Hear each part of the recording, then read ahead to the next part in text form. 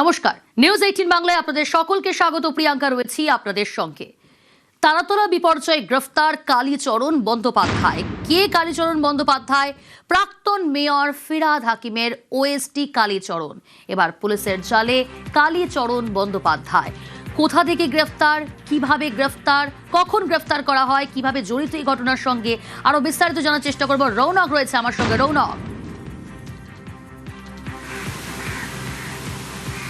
একেবারেই দেখো, গতকালকে তিনি কলকাতা কর্পোরেশনে ছিলেন। লালবাজারের তরফ থেকে তাকে ফোন করে আসার জন্য বলা হয় এবং লালবাজারে গেলে তাকে দীর্ঘক্ষণ প্রায় 4 ঘন্টা জিজ্ঞাসাবাদ করা হয়। তার বয়ানে একাধিক অসঙ্গতি পাওয়ার পরই কিন্তু স্পেশাল ইনভেস্টিগেশন টিমের যারা সদস্যরা তাকে গ্রেফতার করে। মূলত যে বিষয়টি সামনে আসছে, যে তারাতলার গোডাউনের বিপর্যয় কাণ্ডে যে প্ল্যানিংয়ে অনুমতি কে দিয়েছিল, মুখ্যমন্ত্রী অভিযোগ করেছিলেন সেই অনুমতিতে কিন্তু ফিরহাদ হাকিমেরই সই ছিল। সেক্ষেত্রে কিভাবে তাদেরকে প্ল্যানিং স্যাংশন করা হয়, তদন্তে যেটা উঠে এসছে যে মোটা অঙ্কের টাকার বিনিময়ে এই প্ল্যানিং স্যাংশন করা হয়েছিল এবং এখানে ব্রোকারির কাজ করেছিলেন আব্দুল হামিদ।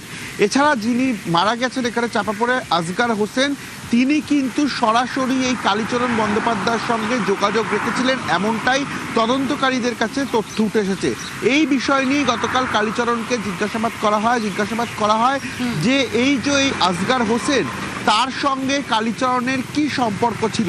কারণ এই আসগার হোসেনই কিন্তু এই গোডাউন বানানোর জন্য কন্ট্রাক্ট নিয়েছিলেন এবং যিনি বেহেরা ব্রাদার্সের যিনি মালিক, যার জমির ওপরেই এই গোডাউন তৈরি হয়েছিল, তাকে কিন্তু এই আসগার হোসেন আশ্বস্ত করেছিলেন যে টাকার বিনিময়ে কোনো জটিলতা থাকবে না, এই প্ল্যান স্যাংশন হয়ে যাবে। এবং প্ল্যান স্যাংশন হওয়ার ক্ষেত্রে গুরুত্বপূর্ণ ভূমিকা পালন করেছিলেন কালীচরণ ব্যানার্জি। অনুমান করা যাচ্ছে মোটা অঙ্কের টাকা ঘুষ নেওয়া হয়েছিল, যার বিনিময়ে এই প্ল্যান স্যাংশন করিয়ে দেওয়া হয়েছিল। এবং যখন এই কালীচরণের কাছ থেকে আসগার সবুজ সংকেত পায়, তারপরই কিন্তু এখানে এই নির্মাণ কার্য তারা শুরু করে। অর্থাৎ ত্রুটিপূর্ণ প্ল্যানিং করলেও নির্মাণ কিন্তু একেবারে ভুলভাবে তৈরি করা হচ্ছিল এবং এর পেছনে সরাসরি যোগসূত্র রয়েছে প্রাক্তন মেয়র ফিরহাদ হাকিমের ওএসডি কালীচরণের। এই কয়েকটি প্রশ্ন গতকাল তাকে জিজ্ঞাসাবাদ করা হয় সিটের তরফ থেকে এবং প্রত্যেকটি প্রশ্নর তার যে উত্তর, সেই উত্তর কিন্তু তারা যথাযথ পাননি। একাধিক অসঙ্গতি দেখা গেছে তার বয়ানে এবং আসগার হোসেনের সঙ্গে তার সরাসরি যোগসূত্র পেলেও কালীচরণ কিন্তু কার্যত তার স্বীকার করেননি। এবং যে আব্দুল হামিদের কথা উঠে আসছে, যে কিনা লক্ষ লক্ষ টাকার বিনিময়ে প্ল্যান স্যাংশন করে দিয়েছিল, তার পেছনেই কালীচরণের হাত রয়েছে। অর্থাৎ এই যে বিপর্যয়ের ঘটনা ঘটেছে, এই প্ল্যান স্যাংশনের পেছনে ওতপ্রোতভাবে তিনি জড়িত রয়েছে। এই কারণেই কালীচরণ বন্দ্যোপাধ্যায়।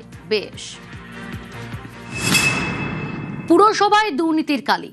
কলকাতা পুরসভাতে শেষ কথা ক্যামাক স্ট্রিটের কালি ছাড়া পুরসভায় প্ল্যান পাস নয়। বাইপাসে 200 কোটি তৃণমূলের ভবন বানাচ্ছেন কালি। বিধানসভায় বিস্ফোরক, মুখ্যমন্ত্রী শুভেন্দু অধিকারী। আপনার কালিকে তুললে সব বেরিয়ে যাবে। কলকাতা কর্পোরেশনে কালি না বললে কোনো প্ল্যান হয় না। আর কালি অ্যাপয়েন্টেড বাই ক্যামাক স্ট্রিট, সবাই জানে।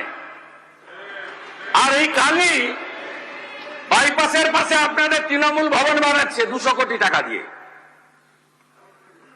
আর এখান থেকে টাকাটা তুলে ঘরে পাঠায়। আমরা সব জানি, সব বের করেছি, আমরা এফআইআর হয়েছে, আরো ব্যবস্থা নিচ্ছি।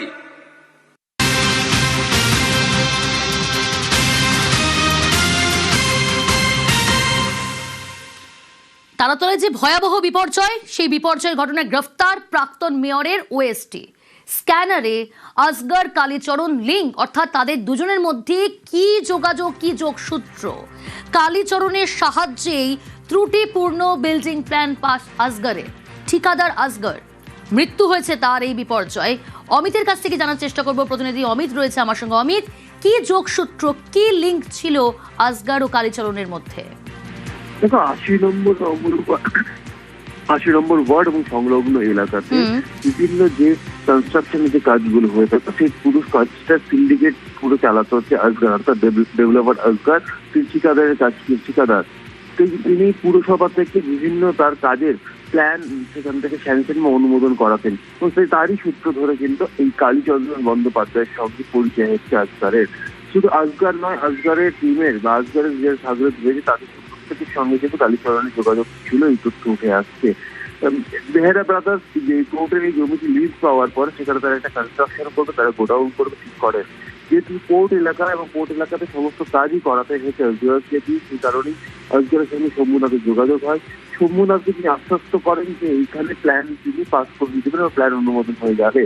কিন্তু একটি ত্রুটিপূর্ণ প্ল্যান তৈরি করা হয় এবং সেই প্ল্যান পাস করানোর ক্ষেত্রে আজগর কথা বলেছিলেন কালীচরণের সঙ্গে এবং কালীচরণের সঙ্গে আশ্বস্ত করেন যে প্ল্যান পাস হয়ে যাবে এবং প্রায় 20 থেকে 22 লক্ষ টাকা সেখানে বিল হয়েছে বা লেনদেন হয়েছে, সেটা এখনো পর্যন্ত উঠে আসছে। এবং কালীচরণ যখন এই প্ল্যান বা প্ল্যান অনুমোদন করার জন্য যখন সবুজ সংকেত দেন, তখনই শম্ভুনাথকে আজগর বলেছিলেন যে তিনি কাজ করবেন এবং তিনি কাজ শুরু করবেন। এরপর টাকার বিনিময়ে প্ল্যান অনুমোদন হয় এবং ত্রুটিপূর্ণ প্ল্যান অনুমোদন হওয়া কাজ শুরু করে, তারপরে এই বিপর্যয়। বেশ অমিত, তৃণমূল জমানায় কলকাতা পুরসভায় কালী কথা।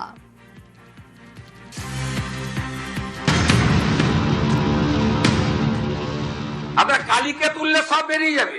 কলকাতা কর্পোরেশনে কালী না বললে কোনো প্ল্যান হয় না। আর কালী অ্যাপয়েন্টেড বাই ক্যামাস্ট্রিট, সবাই জানে।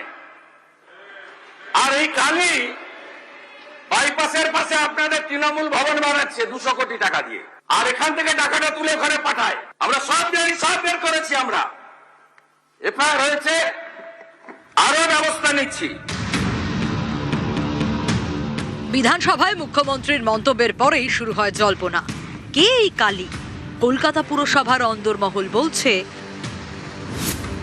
কালী হলেন কালীচরণ বন্দ্যোপাধ্যায়, WBCS অফিসার, একদা ফেরহাদ হাকিমের ডান হাত, এখন পুরসভার এমপি ল্যাড ম্যানেজার।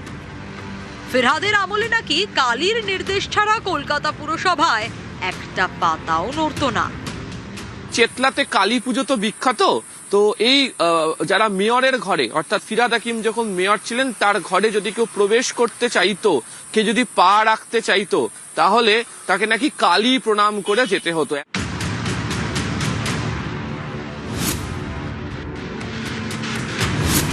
2003 সালে WBCS পরীক্ষায় রাজ্যের দ্বিতীয় হন কালীচরণ বন্দ্যোপাধ্যায়।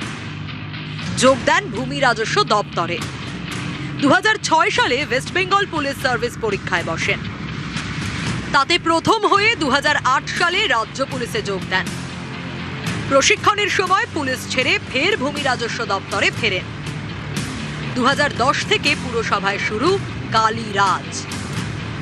সোশ্যাল সেক্টরের চিফ ম্যানেজার পদে বসেন কালীচরণ। 2018 সালে কলকাতার মেয়র হন ফেরহাদ হাকিম। ওজন বাড়ে কালীরও। ফেরহাদের ওএসডি হন কালী। এরপরই উত্তরোত্তর বেড়েছে কালীর দাপট।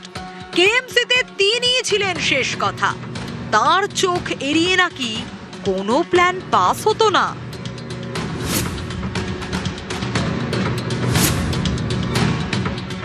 দু 2010 থেকে কলকাতা পুরসভায় সোশ্যাল সেক্টরে তিনি চিফ ম্যানেজার পদে নিয়োগ ছিলেন এবং ফিরহাদ হাকিম যখন এর আগে মেয়র পরিষদ ছিলেন রোডস বিভাগের, তখনও তিনি তার আত্মসহায়কের কাজ করেছেন এবং তারপর যখন ফিরহাদ হাকিম 2018 সালে আবারও কলকাতা পুরসভায় মেয়র হিসাবে তিনি আসেন, তখন তিনি তার আত্মসহায়ক হন এবং তার সঙ্গে অফিসার অন স্পেশাল ডিউটি হিসেবে কলকাতা পুরসভার মেয়র বিভাগে তিনি আসেন। কালীর নামে একাধিক অভিযোগ রয়েছে। অভিযোগ, অভিষেক বন্দ্যোপাধ্যায়ের নাম করে তোলা তুলতেন তিনি। 2024 সালের 26শে সেপ্টেম্বর শেক্সপিয়ার সরণি থানায় অভিযোগ দায়ের হয়। অয়ন ঘোষ দস্তিদার নামে এক ব্যক্তি অভিযোগটি করেছিলেন।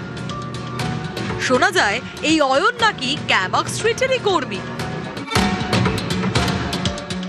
এরপরই আসরে নামেন ফেরহাদ হাকিম। অনেকে বলেন অয়নের করা অভিযোগ নাকি বেশি দূরে এগোয়নি, কোনো এফআইআরও দায়ের হয়নি। কালীর দাপট অব্যাহত থাকে। যদি এরকম কোনো কমপ্লেন থাকে তো আমাকেই দিতে পারতো, আমি ইনকোয়ারি করব। এটা বিভাগীয় ইনকোয়ারি করা, নিশ্চয়ই করা। তারাতলা বিপর্যয় এবার স্ক্যানারে সেই কালীচরণ। আমরা কালীকে তুললে সব বেরিয়ে যাবে। কলকাতা কর্পোরেশনে কালী না বললে কোনো প্ল্যান হয় না। আর Kali appointed by Camac street. Kolkata থেকে আবির ঘোষাল এবং বিশ্বজিৎ সাহা, নিউজ 18 বাংলা।